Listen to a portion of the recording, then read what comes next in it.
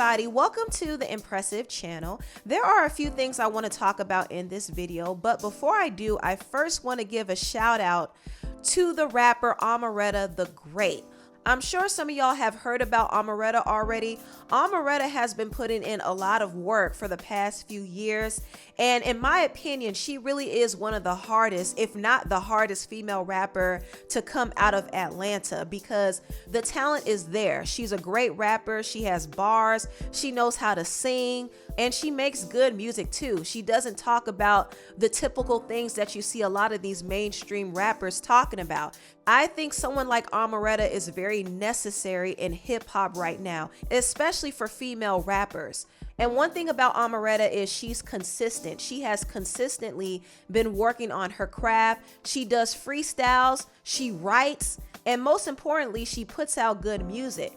Now, the project that I would suggest that y'all check out is her album, Welcome to the Jungle. Also check out her new single, Do Too Much. And she also has a song called Control where she's actually showcasing her vocals. She's multi-talented. She's like, in my opinion, one of the best rappers in this generation to come out of Atlanta. And I think she deserves way more recognition than she gets. I think the industry needs to start waking up now and just pay attention to some of these talented artists who are out there, because there's no reason why Amaretta should be underrated. She should be a mainstream artist because she has what it takes to be mainstream. And I think with the right promotion and the right team, she definitely can get to that level.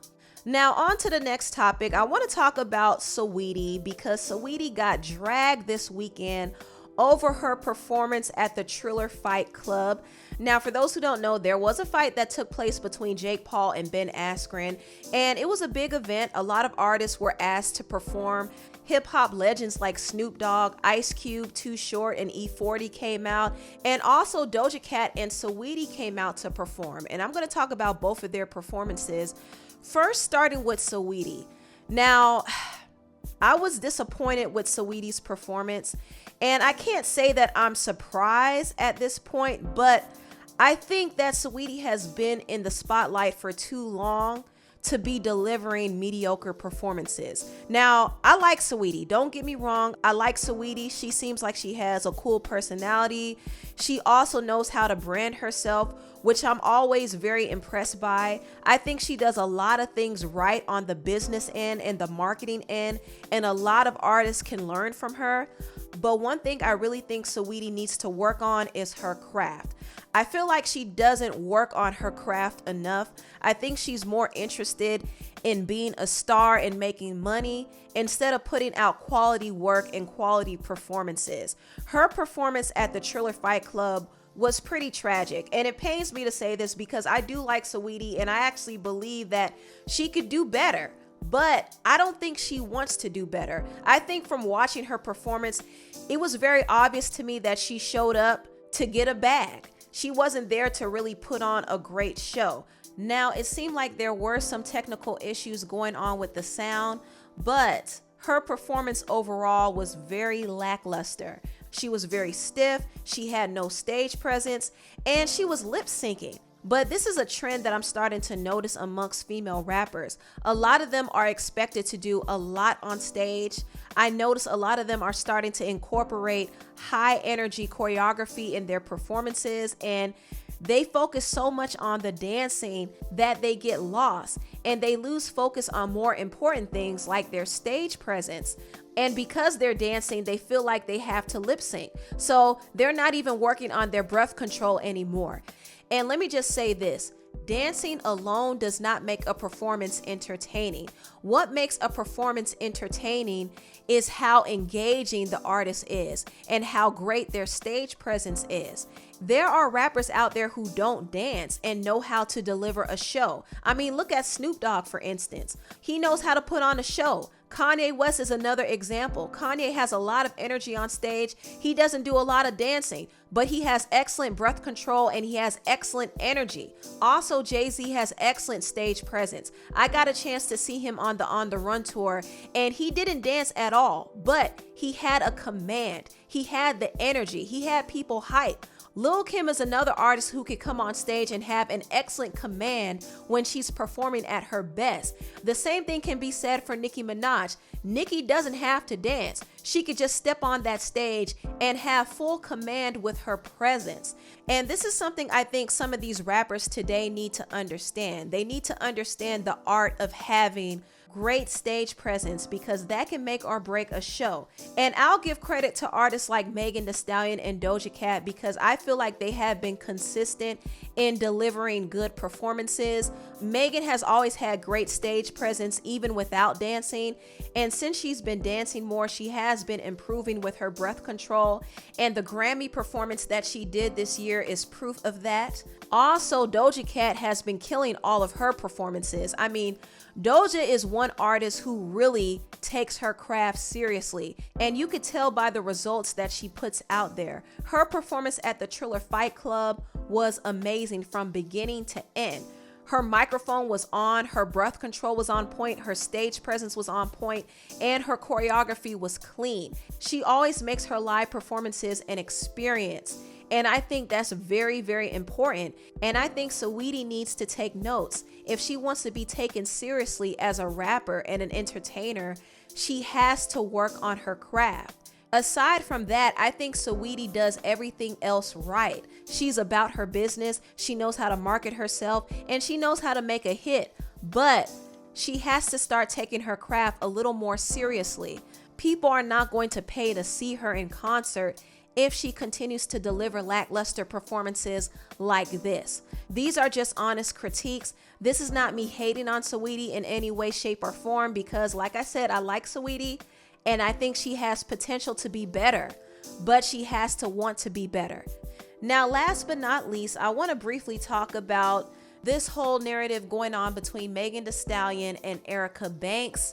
Apparently, the media is trying to push this whole beef between the two of them. Now, if you don't know, Megan and Erica are both signed to the same label. They're signed to 1501 Certified Entertainment, which is Carl Crawford's label. However, Megan and Erica have never interacted or collaborated on a song together because of the politics at their label.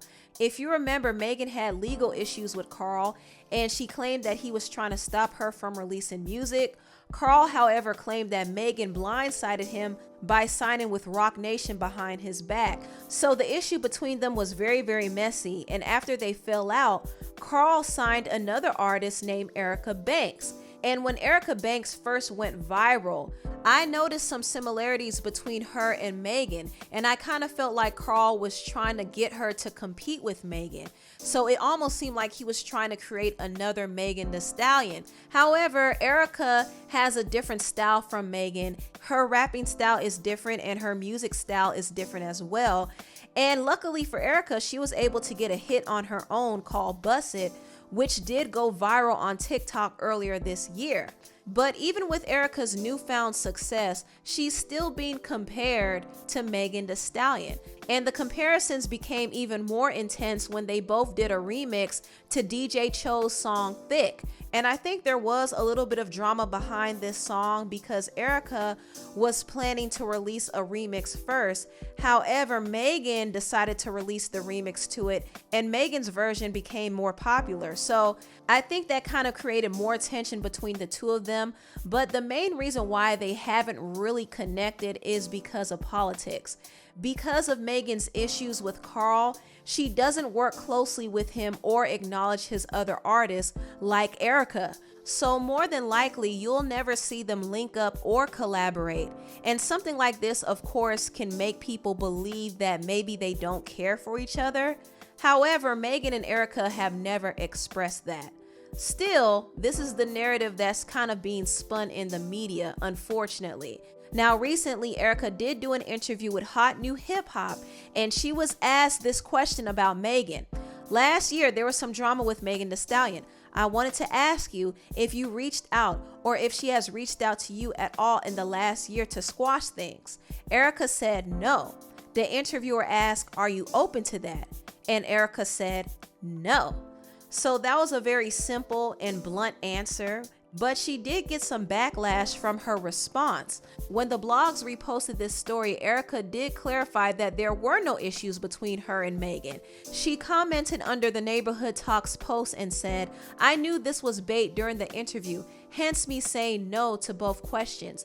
There is no beef. And me speaking about anything in regards to those questions was a no, to refrain from my words being misconstrued like interviewers do. They can't misconstrue a one-word response. Be blessed, y'all." So Erica is shutting down the rumors that she has issues with Megan. But honestly, I think it would have been better if she said that during her interview, because it would have brought more clarity to what she was saying. Because when she said no, people kind of took it and ran with it and created their own ideas about it.